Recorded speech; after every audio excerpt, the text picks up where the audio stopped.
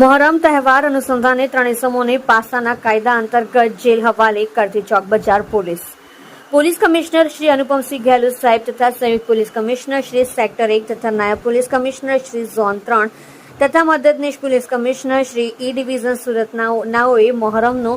તહેવાર અનુસંધાને શરીર સંબંધી ગુના કરવાની ટેવવાળા ઇસમો ગુનો કરતા અટકાય અને ગુના ઉપર અંકુશ રહે તે સારું શરીર સંબંધી તેમજ મિલકત સંબંધી ગુનાઓમાં પકડાયેલ ઇસમો વિરુદ્ધ પાસા દરખાસ્ત કરવા સૂચના કરેલ હોય જે સૂચના અને માર્ગદર્શનના આધારે police inspector Shri VV Vagadia સાહેબ ચોક બજાર પોલીસ સ્ટેશન સુરત શહેરનાઓને માર્ગદર્શન હેઠળ સર્વેલન્સ સ્ટાફના assistant head constable Sanjaysinh Karshanbhai નાઓને શરીર સંબંધિત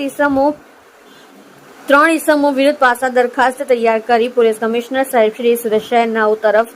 મોકલી આપેલ જે તમામ પાસા દરખાસ્ત પોલીસ કમિશનર સાહેબ શ્રી નાઓ દ્વારા મંજૂરી કરી